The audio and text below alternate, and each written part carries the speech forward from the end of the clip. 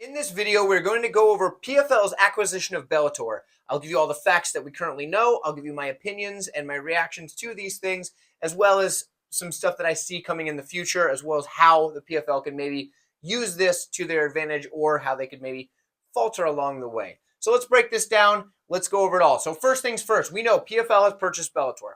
That was simple. How'd they do it, though? So PFL uh, went to Paramount and said, Paramount being the previous owner of Bellator, and said, hey, here's our offer, this, and this. And eventually they came to a minority share option for PFL. So what does that tell you? Now, it says that PFL didn't have to put up any upfront cash. So upfront cash would have sapped PFL's money for putting on events, paying fighters, all this, all the production, the staff, things like that. So PFL needed that liquid capital, right?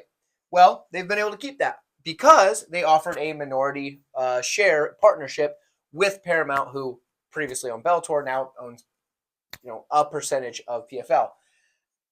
Here's the thing. Here's something else that says to me. That says to me that Paramount believes that down the road, this is going to be worth more than it is currently. Because if Paramount believed that this was going to fail or that this was going to, decrease in value, they wouldn't have done that. They would have just sold it as is for the best that they could get out of it, because it's kind of like having a car that breaks down.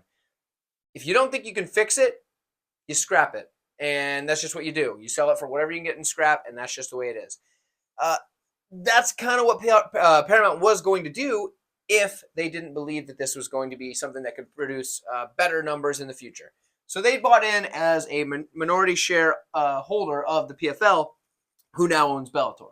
Okay, so that explains where that is. I understand that's the boring part. Now we're going to get to the fun stuff. Things that we need to know. First off, we're going to cover this. All 210 fighters on the current Bellator roster have been brought on to PFL. That's interesting for a lot of reasons. One of which is we don't know where they're all going to fit in, because that's a lot of fighters to just all of a sudden flood a roster. Because PFL already had fighters on the roster.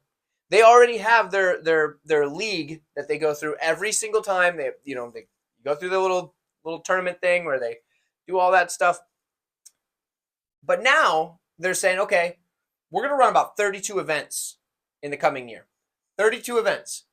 Okay, so they originally were just doing their PFL season, playoffs, whatever. I hate the sports ball stuff. PFL, I understand what they're doing. They're trying to get the casual sports fan to like PFL, bring them in by appealing to the sports ball audience. I hate sports ball. I think it's dumb, but I understand that other people like it, and I understand why they like it. And because they like it, PFL is there to cater to them. I get it. It's not my thing, but it works for them, and it's probably going to bring them some viewers because they have that playoff thing and the whole sports ball aspect of it all. But they now have a few other things, because first things first. So they have the 32 events, right, that they're planning on doing.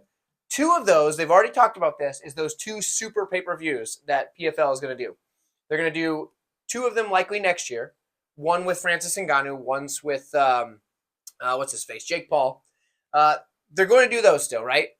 But in addition to that, now they have the Bellator International series that they're going to do. Now, the Bellator International is going to be 8 Bellator cards.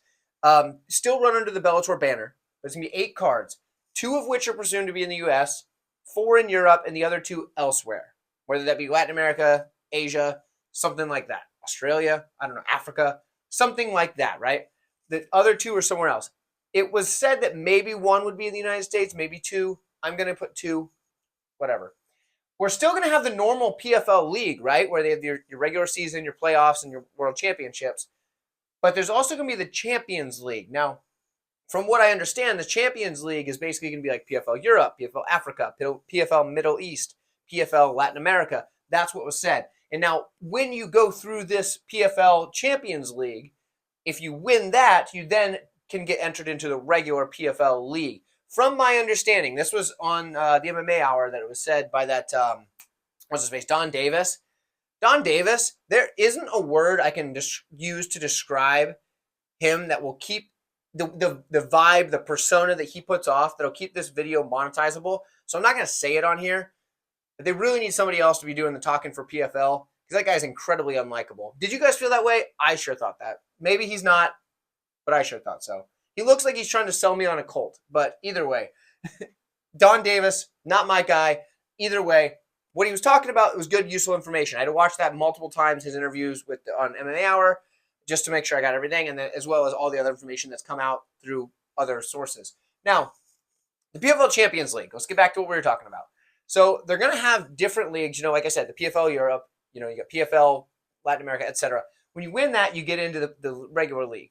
This is going to appeal to the sports ball people again, which is because they want their minor leagues and their big leagues and all this crap. That's what they like. They love that. They want that. So that's what they're going to get, and that's PFL. That's what PFL does. They do sports ball-y stuff, but with MMA. Okay, I don't mind it. It's not the worst thing. I'm not a big fan, but it's okay. But that's what we're going to get. So this is where we're going to get the bulk of the shows, right? This is the bulk of the events. There's 32 events. Right here we got 10 of them. So that leaves 22 more events that need to happen here. That makes a lot of sense to me. Now, where are they going to broadcast these events? Well, broadcasting deals are coming. They said they're going to give out a couple of them here soon. January would be the latest, so we can know more. So January sometime, we're going to know more. That's just right around the corner. We're almost in December. So there we go. Now, we have 210 Bellator fighters that are going to be flooded into this roster, as I said, okay? So the 210 Bellator fighters, plus the regular PFL roster that we all have become familiar with if we've been watching PFL, they need to fit in these 32 events. Here's how it works. So in the PFL league, if you're already in that, you know that you're fighting the number of times you need to fight in order to get to the world championships, or you're one and done, you're out. I guess two and done, because there's always two. Or you're just on those and then you're out. But you have multiple fights lined up, essentially, okay? If you're not part of this, if you do not fit in to the PFL league, if this is not something that you're going to be doing, you're going to fight exclusively on the Bellator International or the PFL Super pay-per-view things. So what does that mean? Well, from my understanding and from what Don Davis said, is that if you do not fit in the league format, you'll have a maximum of 2 fights per year, and you'll be fighting on the Bellator International cards as well as the PFL Super pay-per-view cards. That's all well and good, but here's the problem that they're going to run into. Just in the men's division alone from Bellator, bantamweight and middleweight are not divisions that the PFL has. That's 2 entire divisions with 2 fantastic world champions that now not only get kind of stuck with a maximum of 2 fights per year, but they also can't enter in the tournament if they wanted to. So that leaves them in a bad spot. So what does PFL need to do? PFL needs to address this by either saying, okay, this year you're going to be on 2 fights this year. They're 2024, so next year you have 2 fights, the Bellator International cards as well as the PFL Super pay-per-views. You're going to be allowed there. By 2025, we'll have a bantamweight and middleweight division. And this is not even taking into account for the women's divisions that they're bringing on from Bellator that PFL just doesn't have either. So we're just going to lump it all together. But the 2 men's divisions that they happen to have very, very impressive star quality champions that they've just brought in from Bellator. So that's why that's important.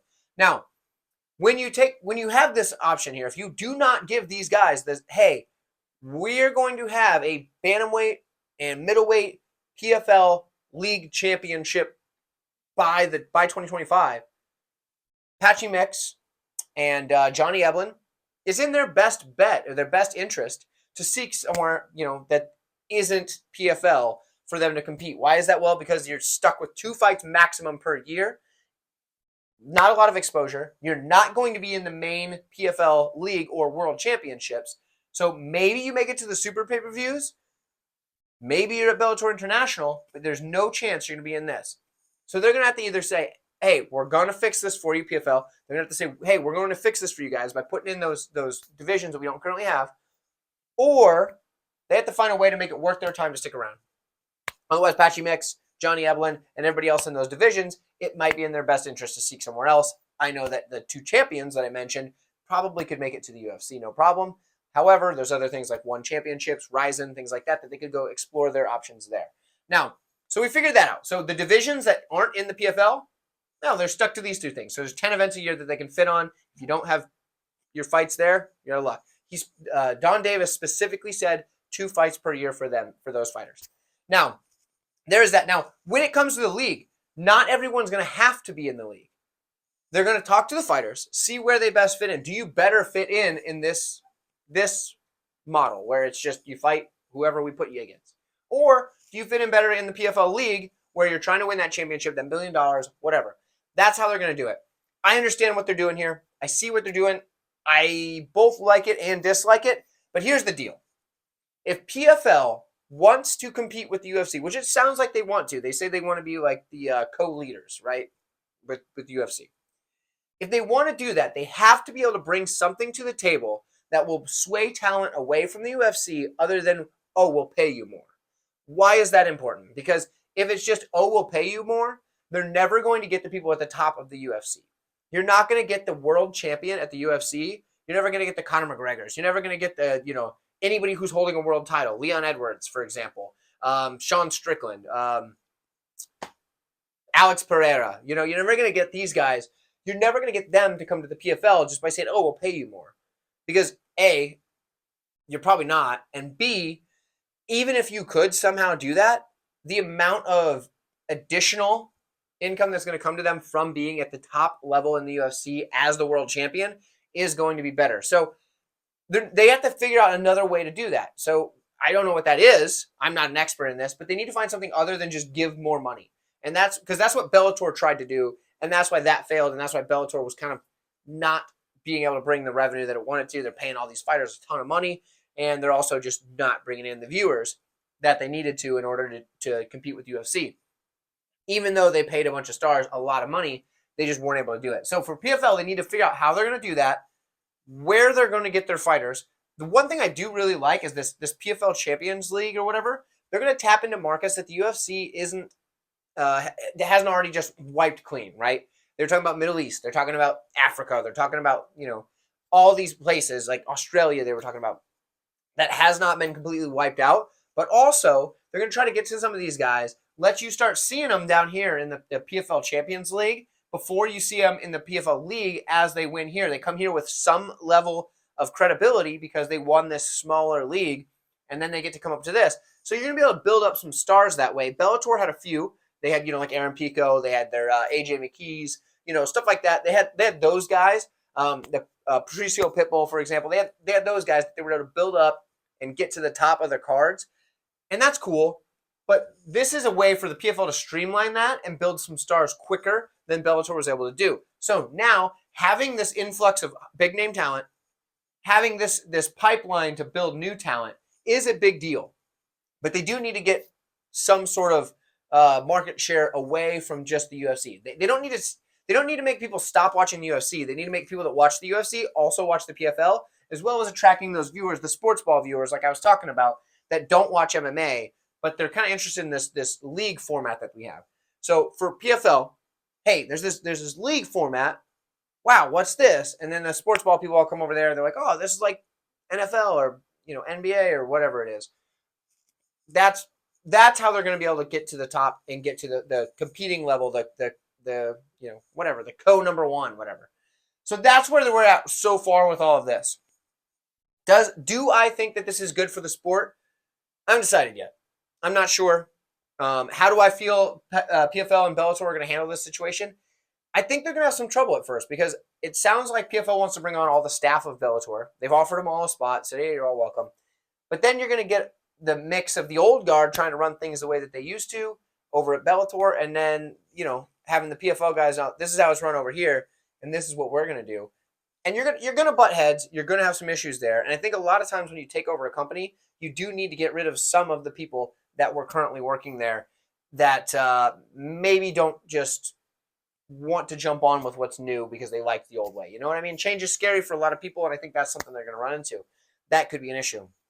I think a lot of the fighters might think that, hey, maybe when my contract runs out, this is a good time to try free agency because I think I'm going to get lost in the shuffle. There's 32 events in this calendar year, and there's sure a lot of fighters here. And if you're not in that league, you're already not going to be fighting in a lot of those events because in the PFL leagues, to fight in that league, you have to be in that tournament. So that's going to be a lot of fighters that get left out. So what do I see for this? Well, I think it's going to be good in the immediate future for the fans because we're going to get a lot more events. We're going to get 32 events here. Bellator over this last year had not put on as many events. They had a handful. The last few were just going out of business sale type events where they're like, we're getting 4 title fights, 3 title fights. Let's go. Everything you wanted to see. This guy was guy we're trying to build up. Screw it. We're putting him right in there against somebody else that we're trying to build up. Because why? They had nothing to lose. So that's what they were doing. For PFL, now they're trying to build something new. They're trying to bring in all the big names that they can, and I understand that. This is going to be a very interesting time for MMA. Now, what does that mean for the channel here? Because as you know, I do fight analysis, breakdowns, and I give you my breakdowns on every single fight for UFC, Dana White Contender Series, and typically Bellator. Well, since Bellator is part of the PFL, I don't really know where that takes us because I don't know that I have time to do 32 events on top of the like 40 some odd events that the UFC does, in addition to the Dana White's Contender Series for 10 weeks. So 10 events. We're going to find out, but how can you help? Well, if we can get this channel to grow, if we can make this channel grow to a point at which there is enough money coming in that I'm getting from ad revenue, from channel memberships, from Patreon, that I'm getting enough coming in to be able to buy back just a little bit of my time from the day job, which I work like 65 hours each week, then I can do all 32 of these events. But for now, we're going to try and figure out where that's going to lie, and I'll probably have some more information on that soon. But the best way you can do that to support this channel is by liking this video, sharing it with your friends, telling everybody you know to come check out this channel, because that 138 MMA guy puts in a lot of time and effort. And you know what? I think if we can get him to blow up as a channel, we can get a lot more content from him. So that's what you do. Don't care if you're doing it to help me or for selfish reasons because you want to see more content, as long as we can make it happen. Thanks, guys. Again, like the video, and I'll see you next time. I do appreciate all of you checking this out. It does mean the world to me. I'll talk to you soon.